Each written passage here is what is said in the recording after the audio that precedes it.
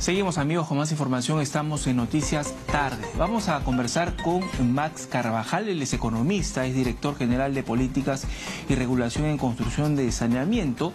Y es que el Ministerio de Vivienda ha elaborado un nuevo protocolo para una respuesta rápida, progresiva también, de agua potable y saneamiento en casos de sismos. Recordemos que el 15 de junio hubo un movimiento telúrico de 6.1 que alarmó a muchos, así que nos hemos hecho muchas preguntas, ¿no? Por ejemplo, ¿qué habría pasado si colapsaba el servicio justamente de agua, de saneamiento, en fin? Max Carvajal, ¿cómo estás? Buenas tardes. ¿Qué tal? Buenas tardes. Muchas gracias por la invitación.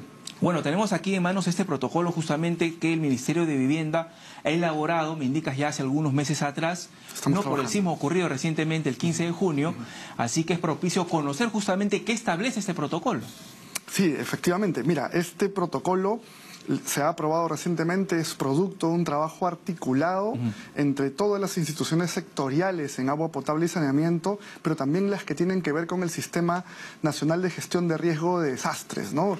Y lo que busca es tener un trabajo articulado y nos dice qué, quién y cuándo deben hacerse las acciones post-sismo. ¿Ya? ¿Y en qué situación nos va a agarrar justamente cuando se produzca estos movimientos telúricos? ¿En qué situación estamos en saneamiento y en agua? Es una muy buena pregunta. Lo que hemos elaborado viene de una primera estimación de un escenario de riesgo que elabora INDECI y que elabora CENEPRED.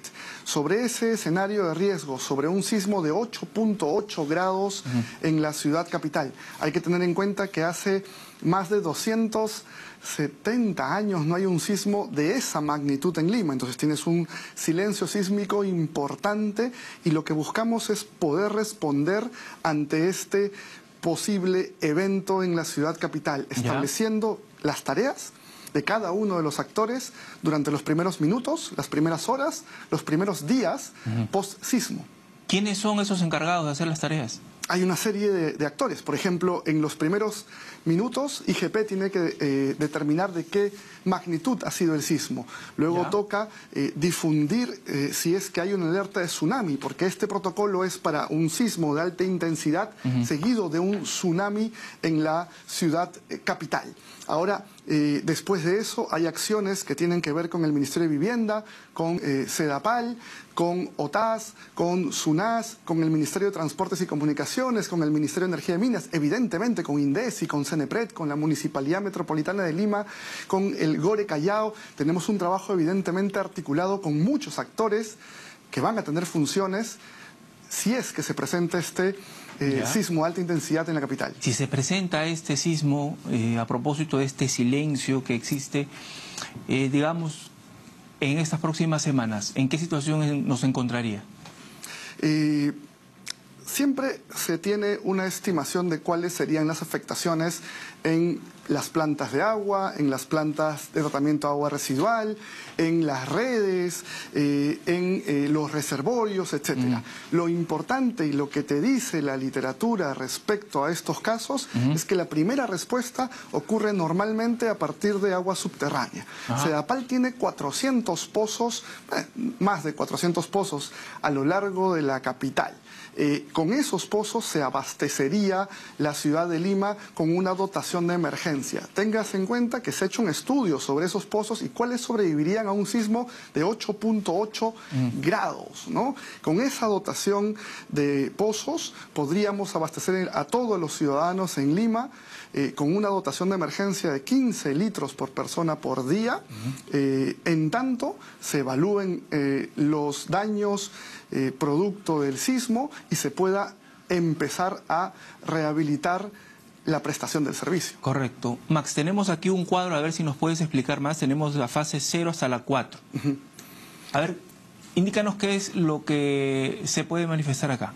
Hay una serie de pasos de detalle en cada una de estas fases. Voy a hacer un pequeño resumen. Claro. La fase 0 es la fase del impacto. Es la fase donde se da el sismo, se identifica el grado de este sismo, se tiene que dar la alerta si es que hay un tsunami o no frente a la costa de la capital. Se tiene que determinar en todos los casos qué ocurrió después de las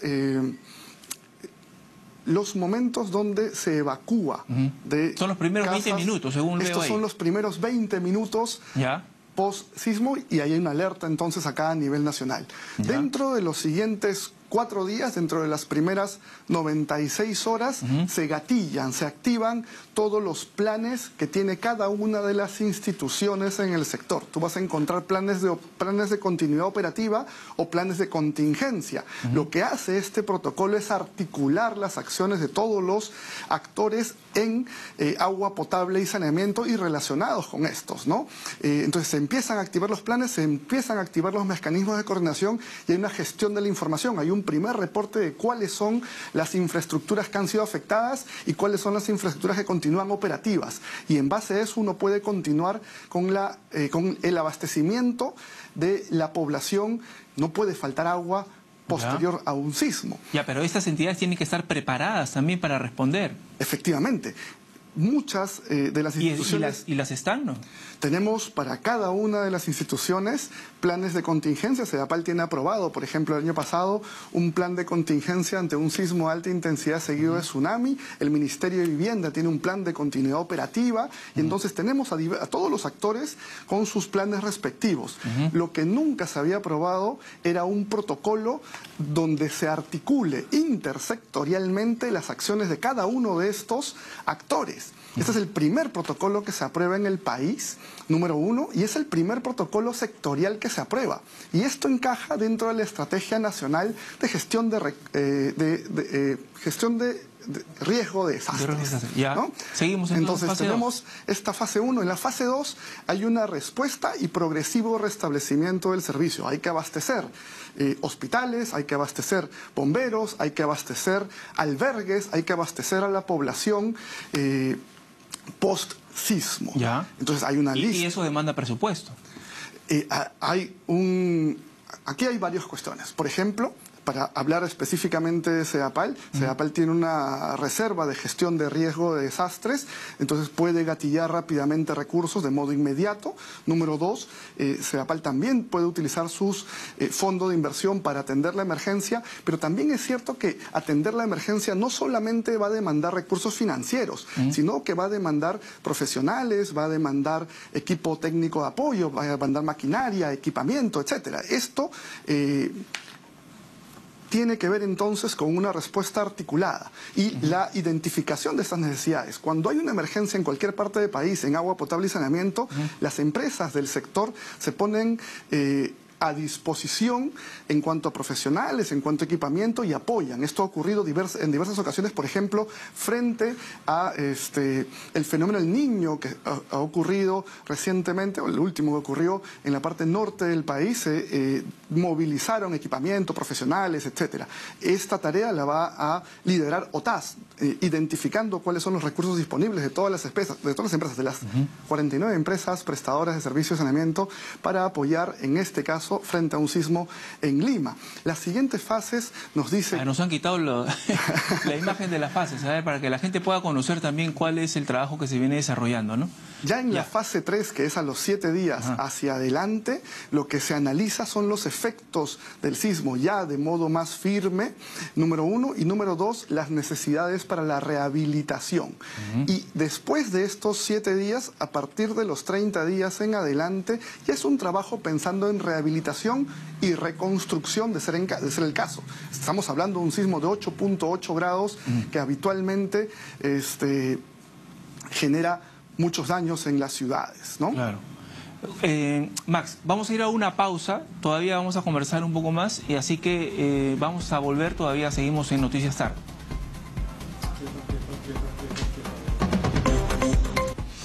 Seguimos, amigos, con más información. Estamos en Noticias Tarde. Seguimos conversando con Max Carvajal sobre este nuevo protocolo de agua potable y saneamiento para restablecer justamente ello en caso se produzca algún movimiento telúrico o desastre que sin duda nos va a llegar a una situación muy precaria por lo que estamos viviendo en estos momentos, ¿no? Tenemos que estar preparados frente a un sismo de alta intensidad, un sismo de gran magnitud que podría darse en la ciudad seguido de tsunami. Lo que estamos priorizando desde el Ministerio de Vivienda, Construcción y Saneamiento es una mirada prospectiva de la gestión de riesgo de desastres. No solamente una mirada reactiva, es decir, cuando ya ocurre el evento, sino una mirada desde antes para estar preparados y minimizar los efectos de algún riesgo de desastres, en este caso de origen natural. ¿Y por qué se ha tomado justamente Lima Metropolitana como punto de inicio? Esta es una muy buena pregunta. Nosotros tenemos un escenario que elabora CENEPRED y que elabora INDECI. Este escenario es de 8.8 grados para el sismo de gran magnitud en la costa central del país. O sea, justamente estas dos instituciones han determinado que podría darse este escenario y tenemos que estar preparados frente a este caso. Por eso se ha priorizado en este caso el protocolo para Lima, Metropolitana y Callao, pero esto es el primer paso camino a tener protocolos en diversos riesgos a lo largo del país. O sea, se va a replicar ese tipo de iniciativas, pero con las realidades de otras regiones. Efectivamente, con las realidades de otras regiones, pensando en cuáles son sus capacidades, las necesidades, pero también pensando en qué riesgos se enfrentan. No en todos los casos tenemos problemas siempre de un sismo de alta intensidad. Hay otros eventos naturales que podrían enfrentarse, como fenómeno del Niño, por ejemplo, o sequías. Ahora, ¿cuál es la siguiente ciudad donde han pensado ustedes que podrían elaborar este tipo de protocolos también? ¿Han hecho un análisis, registros? Tenemos un trabajo, justamente, tenemos un trabajo que venimos realizando. Hemos empezado por Lima Metropolitana y Callao, a continuación se seguirá por Lima Regiones y se continuará en otras ciudades, Arequipa, costa norte del país, oriente, entre otros. Este es un trabajo que se viene haciendo de modo articulado, no solo por el Ministerio de Vivienda, sí liderado por el Ministerio de Vivienda, Construcción y Saneamiento, pero en articulación, y ese es uno de los principales puntos a resaltar en este protocolo de respuesta y posterior restablecimiento del servicio ante un sismo de alta intensidad seguido de tsunami. Es que no solo lo está trabajando una institución, sino que este es un instrumento técnico regulatorio que articula institucionalmente, ¿no? Tiene los actores del sector, pero también los actores del SINAGERD. Y esto es importantísimo porque cada uno podría estar preparado de modo individual, pero tenemos que estar preparados de modo conjunto. Las demás entidades, que tienen que ver con la respuesta inmediata también, ¿están comprometidas con ellos? ¿Ustedes ya tienen un diálogo, contacto con ellos para justamente poder establecer este protocolo eficientemente? Esta pregunta me permite desarrollar un aspecto. Este protocolo ha sido elaborado en conjunto, ha sido elaborado con INDECI, con CENEPRED, con OTAS, con las empresas prestadoras, en este caso para Lima, con CEDAPAL, con la Municipalidad Metropolitana de Lima y Callao, con la Municipalidad Metropolitana de Lima, con el GORE Callao. Entonces tienes ministerios como el de MTC, como el de Energía y Minas. Entonces tienes una serie de actores trabajando alrededor de esto. De hecho, nosotros ya hemos tenido simulaciones de este protocolo ante el escenario de riesgo elaborado por INDECI y por CENEPRED. ¿En dónde? ¿Cuándo fue? Hemos tenido varios, no ha sido solamente uno, y eso es importante. Este es un trabajo que se ha dado de varias semanas, de varios meses de trabajo hacia atrás, y que ha tenido en fruto este protocolo. Ya aprobado el protocolo, hemos tenido al menos 5 simulaciones antes.